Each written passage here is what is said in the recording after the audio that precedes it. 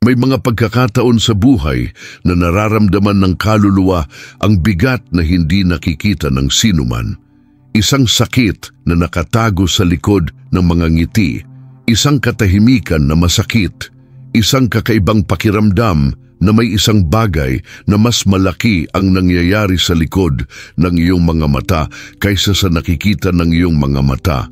Sa kaibuturan ng iyong kalooban, napagtanto mo na hindi lamang ito pagod. Ito ay espiritual. Kung nandito ka, hindi ito nagkataon. May paggalaw ng langit patungo sa iyo.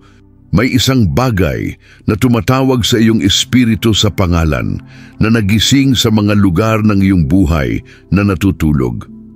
Siguro sinubukan mong huwag pansinin ang pakiramdam na iyon, ngunit bumalik ito at bumalik siya ng mas malakas. Panahon na para malaman mo kung sino ka talaga. Ihanda ang iyong puso. Ang video na ito ay hindi para magsaya, kundi para magising. Upang maliwanagan kung ano ang nakalilito, kumpirmahin kung ano ang naramdaman mo sa lihim at ibunyag kung ano ang nagpasya ang langit na ilabas tungkol sa iyong kwento. Walang bagay dito na nagkataon. May isang salita na inilaan lamang para sa mga napili. Alam mo, sa loob, isa ka sa kanila. Bago magpatuloy, mag-subscribe sa channel. Ito ay hindi lamang isang pag-click, ito ay isang espiritual na hakbang patungo sa pagtanggap ng lahat ng bagay na ipapahayag sa iyo ng Diyos. May mga yugto ng buhay kung saan ang lahat ay tila lumipat sa labas ng lugar ng sabay-sabay na para bang may nagbaliktad ng mga talahanayan ng hindi sinasabi sa iyo. Ang mga tao ay lumakad palayo ng walang paliwanag, mga pintuan na tila malapit na, at mga plano na kinuha mo para sa ipinagkaloob ay natutunaw lamang sa manipis na hangin. Sa mga oras na ito ang puso ay sumisigaw para sa mga sagot, ngunit ang langit ay tila tahimik, malayo, halos tahimik. Ngunit ang katahimikan na ito, kahit na masakit, ay hindi kawalan. Ito ay isang hindi nakikitang kilusan. Ito ang uri ng katahimikan na tanging ang mga inihahanda lamang, ang nakakaunawa kalaunan, hindi kailanman dati. Maaari kang nabubuhay lamang na ngayon.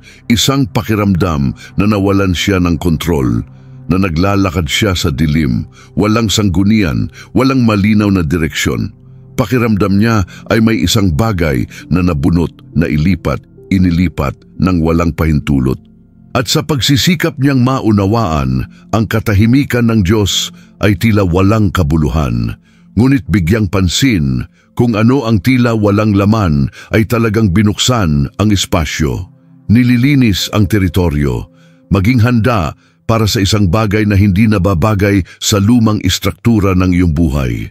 Kadalasan, ang Diyos ay tahimik, hindi dahil pinabayaan ka niya, kundi dahil binabago niya ang mundo sa paligid mo. Ang mga bagay na akala mo ay matibay ay talagang pumipigil sa iyo.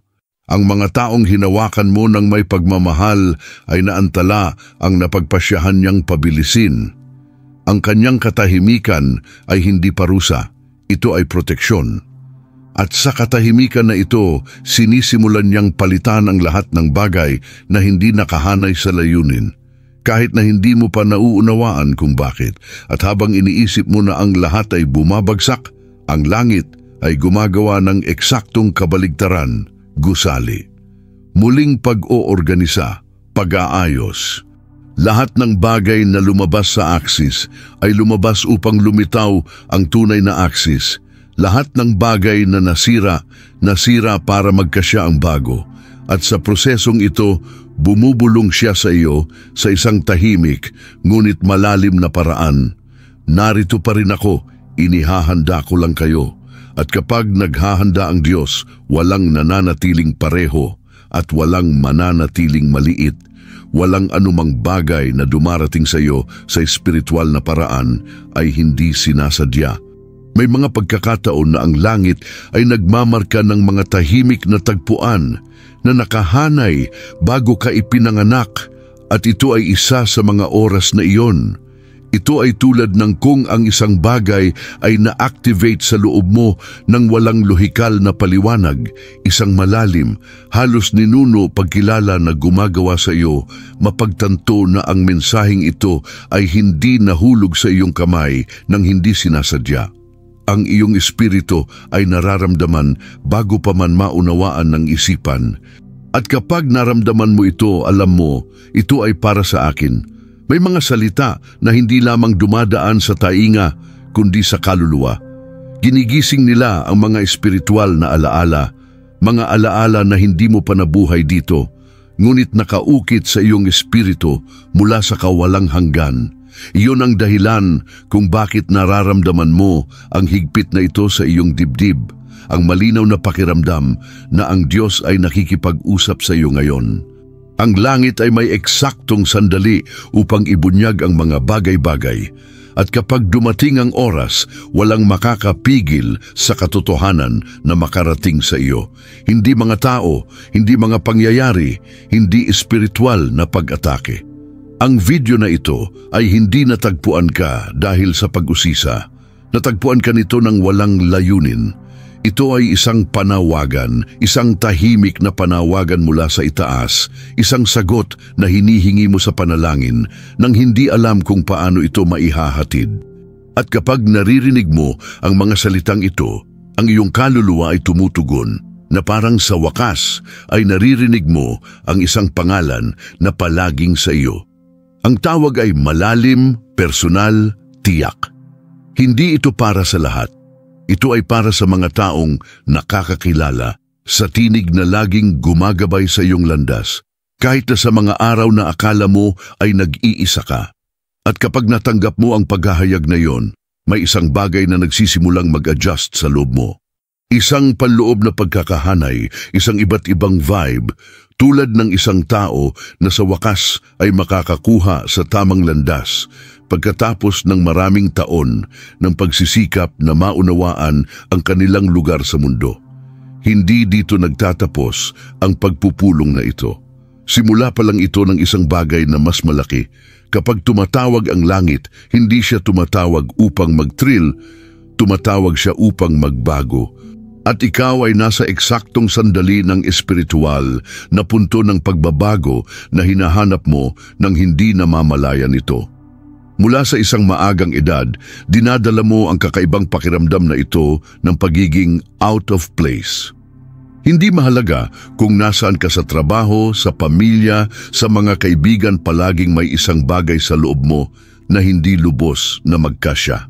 Pinagmamasdan mo ang mundo sa paligid mo at napagtanto mo na kung ano ang nagbibigay kasiyahan sa iba ay hindi kasiyasiya sa iyo.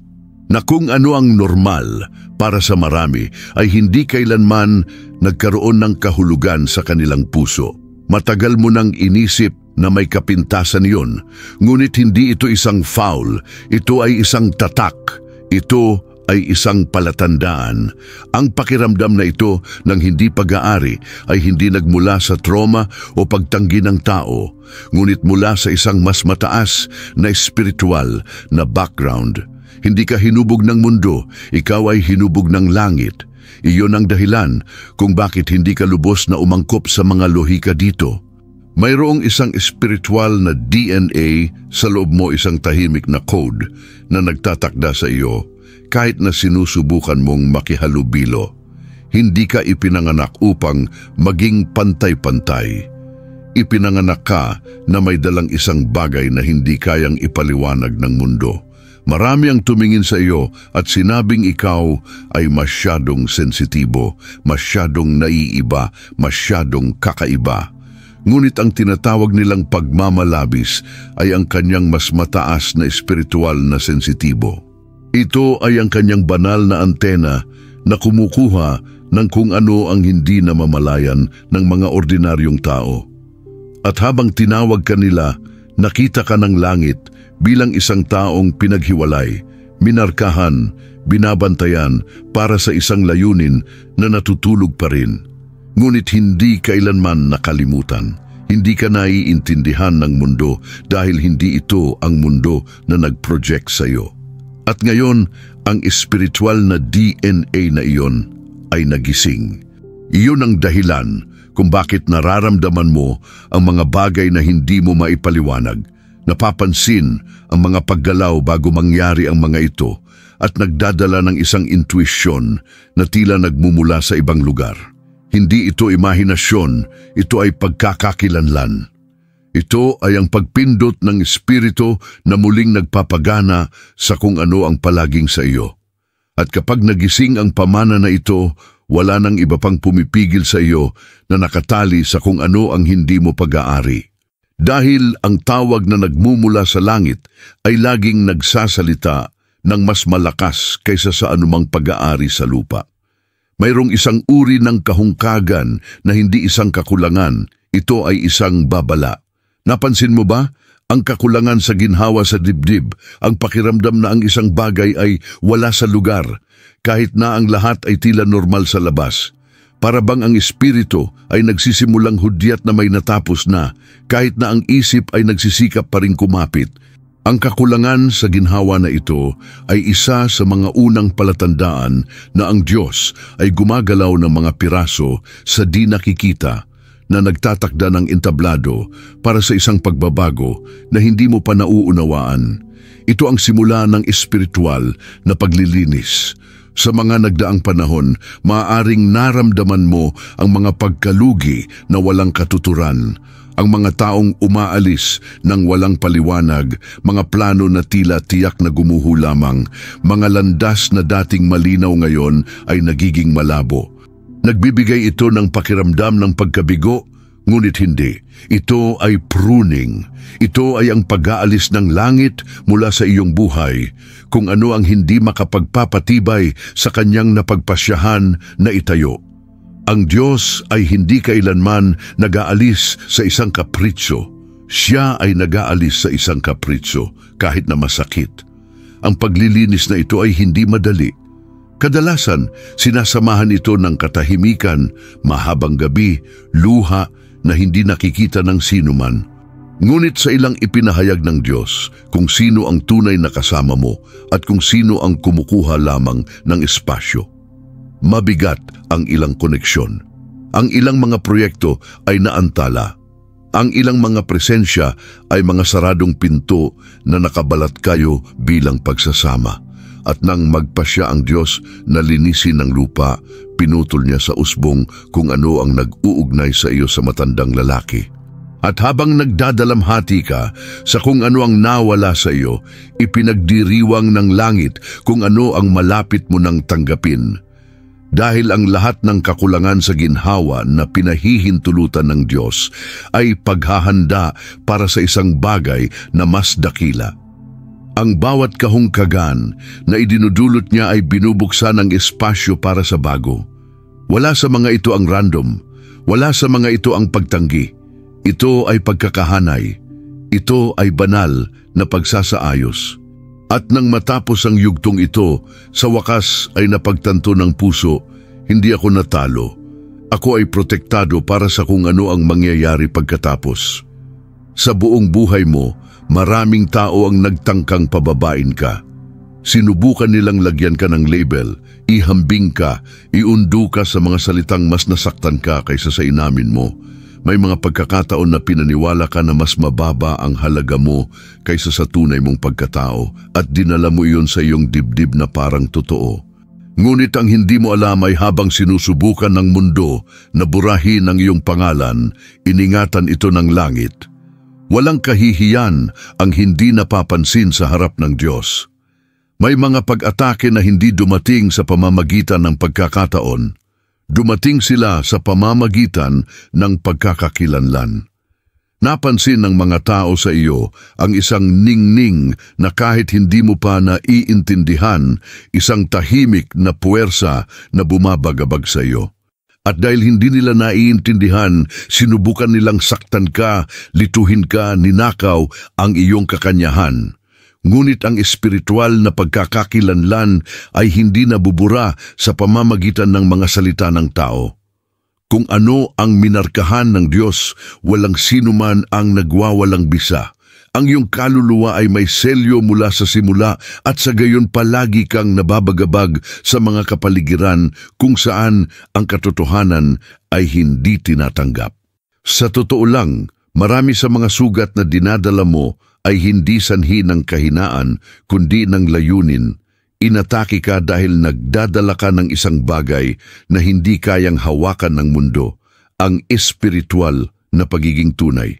Iyan mismo ang ipinanumbalik ng langit ngayon. Hinihipan niya ang alikabok ng iyong mga sakit upang ibunyag ang ginto ng iyong kakanyahan. Kung ano ang masakit sa iyo ay hindi tukuyin ka, masaksihan mo ang pagbabagong anyo na darating. At habang sinusubukan nilang bawasan ka, isinulat ng Diyos ang iyong kwento sa mga pahina na hindi mabura ng sinuman. Mayroong isang karangalan na ibinabalik, isang pagkakakilanlan na muling itinayo, isang tinig na ginising. Ang tila pagkawasak ay talagang muling pagtatayo. Ang iyong tunay na pagkakakilanlan ay umuusbong at kung ano ang dating kahihiyan ay ngayon ay magiging katibayan ng layunin. Ang langit ay nagbabalik kung ano ang ninakaw mula sa iyo at ibabalik ito ng doble.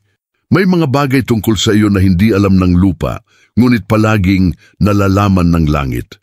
Sa espiritual na backstage, may mga talaan na nagdadala ng kanyang pangalan bago pa man siya umiiral. Mga sinaunang balumbon na naglalarawan ng layunin kung bakit ka isinugo at ang mga landas kung saan ka dadalhin. At kapag dumating ang panahon na magsimulang matupad ang mga kautusang ito, ang espiritual na mundo ay nababagabag.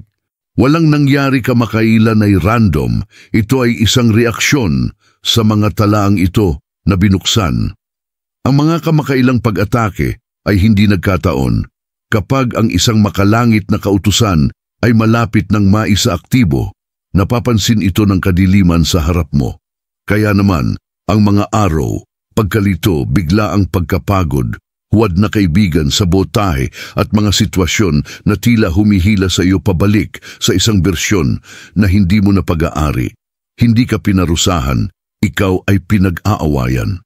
At tanging ang mga nagdadala ng layunin ang nagdurusa sa ganitong uri ng tahimik na paglaban. Ang naramdaman mo nitong mga nakaraang araw ay espiritual na epekto.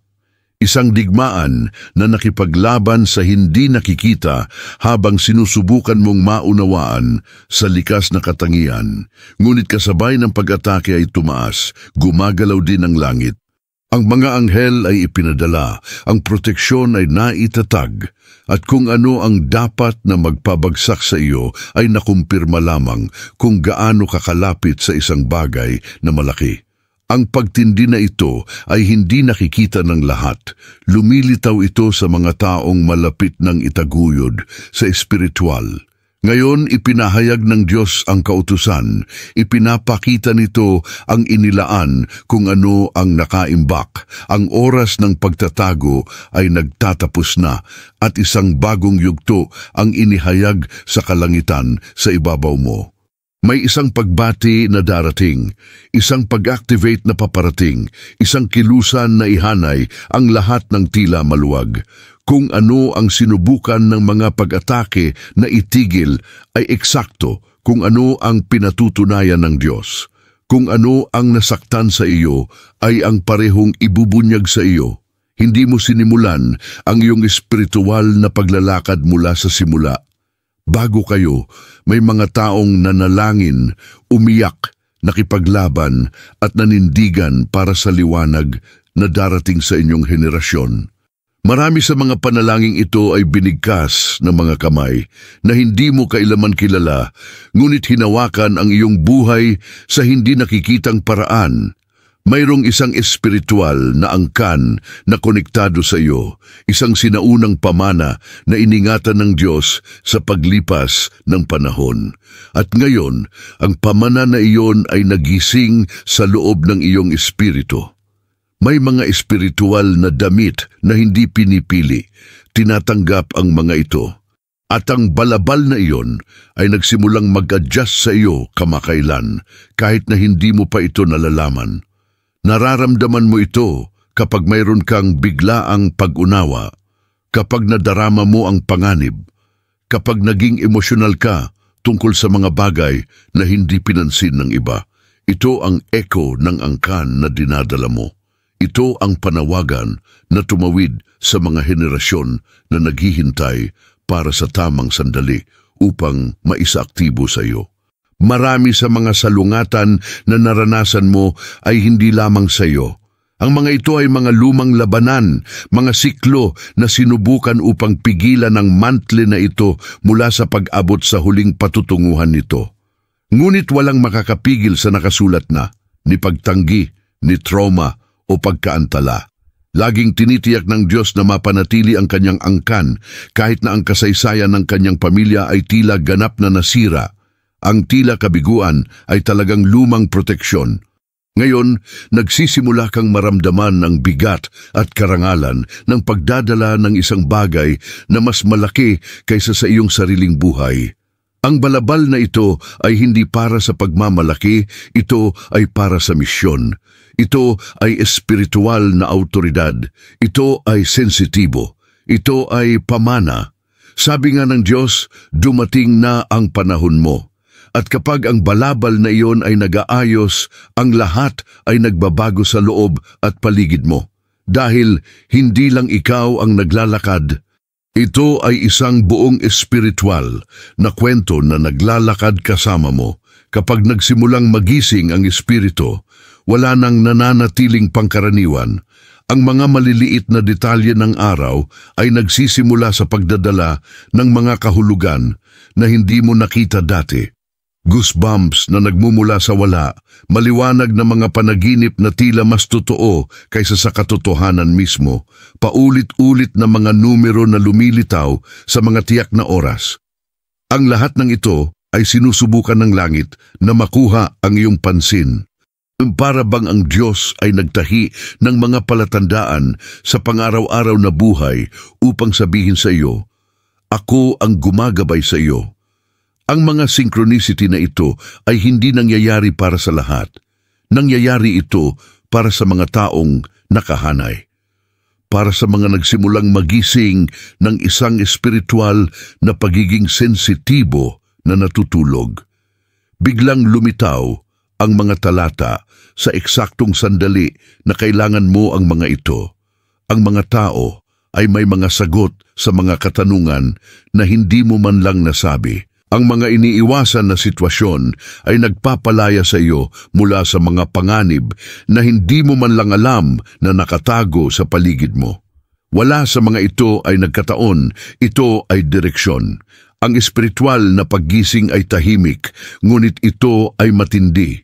Nagsisimula kang mapagtanto na nararamdaman mo ang higit pa, napapansin ang higit pa, mas nauunawaan mo. Ang iyong puso ay nagiging mas sensitibo, ang iyong intuisyon ay mas matalas, at ang iyong kaluluwa ay mas hindi mapakali para sa mga bagay na hindi nakakaapekto sa iyo dati. Ito ang banal na DNA na nagsisimulang magpulso. Ito ang banal na espiritu na muling nagpapagana ng mga bahagi ninyo na dati nang natutulog, na tumatawag sa inyo sa mas malalim na antas ng kamalayan at layunin. At kapag mas napapansin mo ang mga palatandaang ito, mas tumutugon ang iyong espiritu. Ito ay tulad ng kung ang isang lumang kanta isinulat bago ang iyong pag-iralay, nagsisimulang i-play sa loob mo muli. May tumatawag sa iyo, nagising sa iyo, at alam mo, hindi ito psikolohikal, hindi ito imahinasyon, ito ay espiritual, ito ay ang pag-align ng Diyos sa iyong buhay sa isang mas malaking layunin na naghahanda sa iyo para sa kung ano ang darating pa. Isang bagay na mangangailangan ng bagong pagiging sensitibo na ipinanganak ngayon. May mga pagkakataon na hinahayaan ng Diyos na mahulog sa lupa ang lahat ng bagay na mahina, hindi dahil sa kalupitan, kundi dahil sa paglilinis. Napapansin mo ba na nitong mga nakaraang panahon, ang mga taong itinuturing mong mahalaga ay lumipat na lang? Nasira ba ang mga plano na ipinagtanggol mo nang walang paliwanag? At ang mga sakit na akala mo ay hindi mo na muling haharapin? Ang lahat ng ito ay bahagi ng espiritual na salaan, isang sagradong kilusan kung saan inihihiwalay ng Diyos ang ginto sa karumihan. Masakit ang salaan na ito. Nakakagulo ito sa pagmamataas, ego, mga inaasahan na nilikha mo. Inalis ka nito sa mga lugar kung saan komportable ka ngunit hindi ka naaapektuhan. At sa una, tila hindi makatarungan na makita ang napakaraming nawawala ng sabay-sabay. Ngunit hindi inaalis ng Diyos upang pahinain ka, inaalis niya upang palakasin ka. Tinatanggal nito ang hindi pa naitayo sa bato. Itinulak niya ang mga bagay na hindi sumusuporta sa susunod na yugto. Tinatapos nito ang mga siklo na pinilit mong panatilihing buhay kahit na alam mong patay na sila. At habang nagdadalamhati ka sa mga pagkalugi na iyon, ipinagdiriwang ng langit ang iyong kaligtasan. Dahil ang ilang mga tao ay hindi mga kasama, sila ay mga pasanin. Ang ilang mga relasyon ay hindi mga bono, sila ay mga kadena. Ang ilang mga pagkakataon ay hindi mga pintuan, ang mga ito ay mga bilangguan na nakabalat kayo. At kapag nagpasya ang Diyos na dalisayin, binubunot niya ang lahat ng bagay na tahimik na nagliligaw sa iyo mula sa layunin. Hindi siya gumagana sa mga patch, nagtatrabaho siya sa muling pagsilang. Ang paglilinis na ito ay malalim, ngunit kinakailangan. Sinisira nito ang mga panloob na istruktura na hindi mo magkakaroon ng lakas ng loob na makalusot ng mag-isa. Inilalantad nito ang nakatago at pinagaling ang hindi mo kailanman ginamot. At kapag ang lahat ay tila gumuho, doon nagsisimula ang Diyos na muling itayo. Ang pag-aayos ay ang proseso, hindi ang katapusan. Ito ang panimula sa isang bagay na mas malaki. Ang nawawala sa iyo ngayon ay eksakto kung ano ang pumipigil sa kung ano ang malapit ng dumating. May isang uri ng apoy na hindi sumisira. Ito ay nagbabago.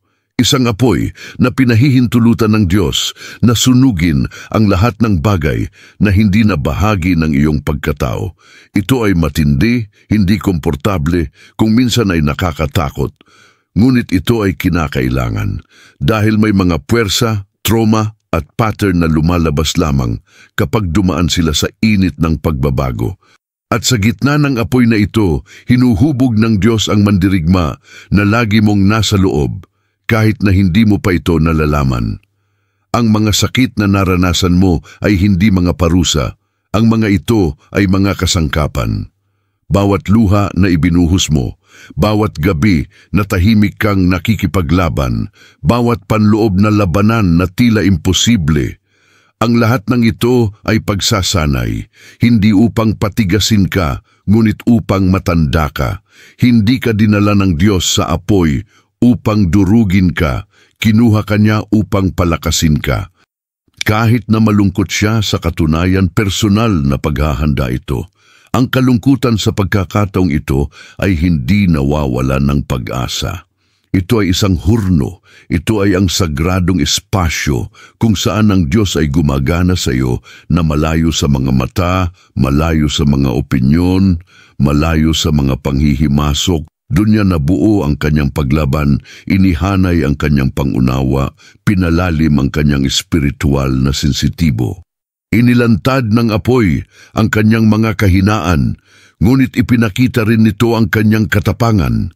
At nang tila bumagsak ang lahat, ang apoy na ito ang muling nagpasigla sa kanyang espiritual na pagkakakilanlan.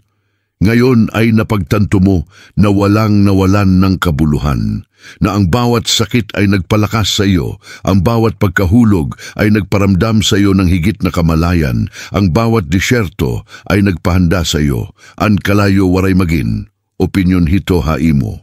Inalis niya ang labis, sinunog ang kasinungalingan, inalis ang mga timbang, at ang mandirigma na lumalabas mula sa apoy na ito ay hindi katulad ng pumasok, dahil ang mga dumadaan sa apoy ng Diyos ay hindi na babalik ng pareho, sila ay bumabalik ng mas malakas, mas matalino, mas nakahanay para sa kung ano pa rin ang darating. Kapag nagpasya ang Diyos na ibalik ang spiritual na autoridad sa isang tao, walang anumang bagay sa mundo ang makapipigil dito. Nagsisimula kang maramdaman ito kapag napagtanto mo na ang mga lugar kung saan ka dati ay tahimik ngayon ay nakikinig sa iyo. Ang mga sitwasyong dati ay durugin ka ngayon ay yumuyuko sa harap ng kapayapaan na dinadala mo.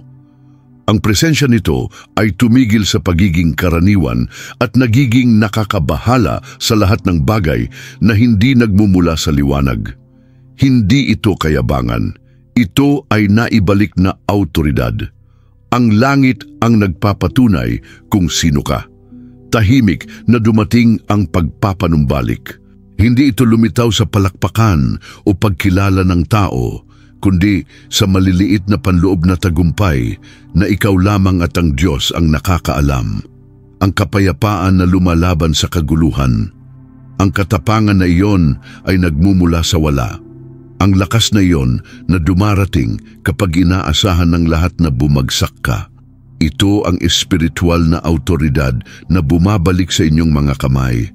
Autoridad na itinayo sa apoy at pinatunayan sa lihim. Kapag pumasok ka sa kapaligiran, may nagbabago.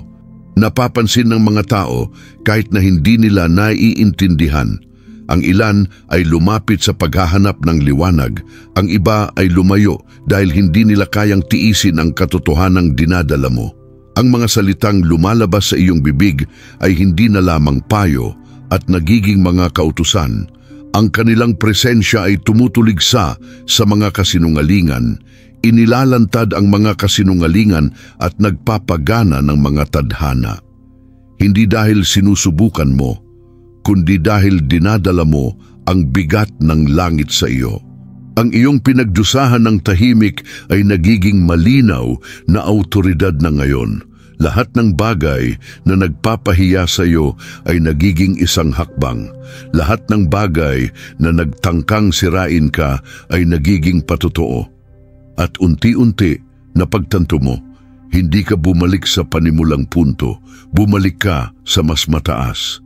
Kinikilala ka ng espiritual na mundo. Kinatatakutan ka ng kadiliman, sinusuportahan ka ng langit. At ang autoridad na iyon ay hindi pa natapos, nagsisimula pa lamang itong ibunyag. Kapag nais ng langit na kumpirmahin ang isang bagay, hindi siya nagiiwan ng mga butas. Sinimulan mong mapansin ito sa maliliit na bagay. Ang mga pintuan na dati ay nakalak ay nagsisimulang magbukas ng walang kahirap-hirap. Ang mga landas na nakalilito ay nagiging mas malinaw at isang hindi maipaliwanag na kapayapaan ang sumasakop sa iyong puso kahit na ang sitwasyon sa paligid mo ay hindi nagbago. Ang kapayapaang ito ay isang banal na lagda. Ito ang tahimik na tanda na ang pag-ibig ng Diyos ay naroroon, na humahantong sa iyo sa misyon na palaging nasa iyo. At kasabay ng pagtaas ng pabor, tumataas din ang mga pag-atake. Napapansin mo ba ito? Ang mga tao ay nagsisimulang magalit, lilitaw ang mga kakaibang sitwasyon, at ang banayad na paglaban ay sumusubok na hilahin ka pabalik sa kung ano ang nalampasan mo na. Ngunit hindi iyon isang palatandaan na ikaw ay nasa maling landas. Ito ay patunay na ikaw ay nasa tamang landas.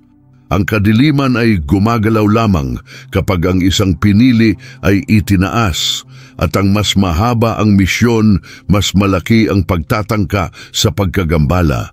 Ang mga kumpirmasyon mula sa langit ay dumarating sa maraming anyo, isang salita na tumunog kung saan mo ito kailangan, isang sagot na lumilitaw sa mismong sandali na hiniling mo. Isang pagpapalaya na hindi mo man lang namamalayan na natanggap mo. Ang Diyos ay hindi kumikilos ng nagkataon. Gumagawa siya ng may layunin. At ipinakita niya sa iyo sa iba't ibang paraan na hindi ka tinawag para lamang mabuhay, kundi upang maglingkod, upang maging isang tulay, upang maging magaan, upang maging isang boses. Ang misyon ng mga pinili ay hindi kailanman maliit. Nagsasangkot ito ng pagbabagong anyo, epekto, pagpapagaling at direksyon. Ito ay nangangahulugan ng pagdadala ng isang liwanag na humaharap sa kadiliman sa paligid mo. At kahit na hindi mo ito lubos na nauunawaan, may isang bagay sa loob na alam mo na handa ka na para dito. Ilang taon ka nang hinubog sa sandaling ito. Ang bawat sakit ay pagsasanay. Ang bawat katahimikan ay pagkakahanay. Ang bawat pagkahulog ay bahagi ng landas na nagdadala sa iyo dito. At ang langit ay may higit pa upang ibunyag.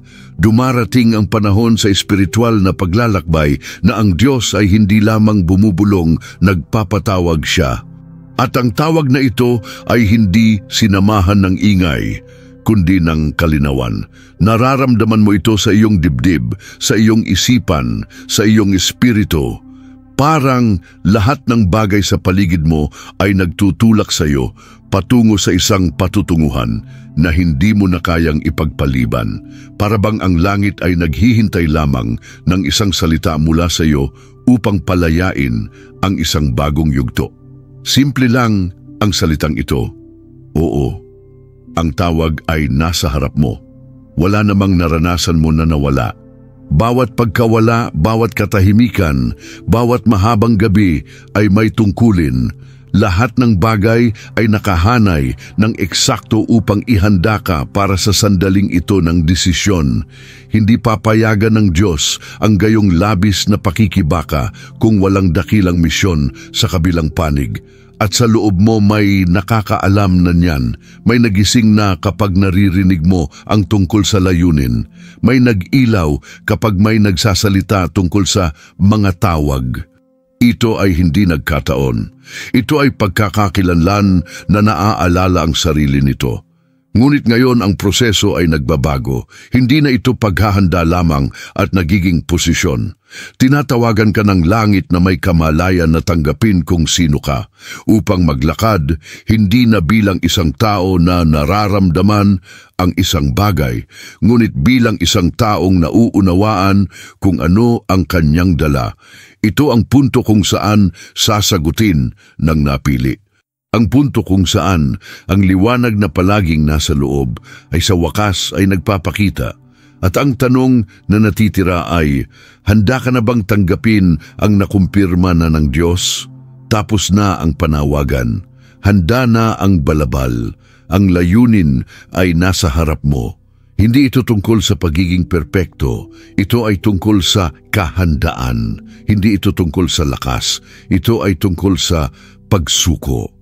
At ang pahayag na nagpapagana ng lahat ay simple ngunit makapangyarihan. Kung maglakas loob kang bigkasin ito, tinatanggap ko ang misyon ng mga napili. At sa pamamagitan ng pagpapahayag nito, magsisimula ang isang bagong siklo. Sapagkat kung ano ang tinawag ng Diyos, sinusuportahan niya. At kung ano ang kanyang itinataguyod, ay walang sinuman ang magpapabagsak.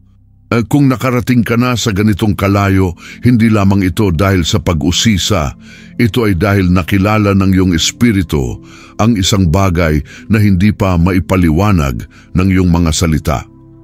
Ang bawat paksa ay nakaantig sa malalim na bahagi ng iyong kaluluwa, mga lugar na maaaring itinago, hindi pinansin o pinatahimik ng napakatagal. Previous question. Next question. Ano ang gagawin mo sa lahat ng ipinahayag ng Diyos sa iyong puso? Patuloy ka bang mamumuhay sa parehong paraan na hindi pinapansin ang gayong malinaw na mga tanda mula sa langit? O sa wakas ay tatanggapin niya ang lugar na tinawag sa kanya? Isipin ng nakarang ilang linggo, ilang beses mo naramdaman na may nagbabago, na ang buhay ay humihila sa iyo sa isang bagong antas. Ngunit nagatubili ka dahil sa takot o dahil hindi mo naiintindihan. Ano pa rin ang nais mong gawin na ang Diyos ay nag-uutos sa iyo na iwanan? At mas malalim pa, anong mga saloobin, tao o saloobin ang kailangan mong iwanan upang mabuhay ang bagong yugto na ito? Ipinakita sa iyo ng Diyos ang iyong angkan, ang iyong layunin, ang iyong pagkakakilanlan, ang iyong autoridad, at ngayon ay tinatanong kanya, Handa ka bang lumakad ng iba? Hindi lamang pakikinig, kundi pag-a-apply. Hindi lamang sa pakiramdam, kundi sa pagpoposisyon ng iyong sarili. Hindi lamang pagnanasa, kundi pagsunod. Naway ang mensaheng ito ay hindi lamang emosyon ng sandali, kundi isang tunay na paanyaya sa pagbabagong anyo. Kung ang mga salitang ito ay nagsalita sa iyo, mag-subscribe sa channel at i-on ang mga notification. Dito, palagi kang makakahanap ng direksyon, espiritual na payo, at mga salita na nakahanay sa iyong espiritu sa banal na layunin. Huwag lumakad ng mag-isa, lumakad kasama ang mga naghahanap ng parehong paggising.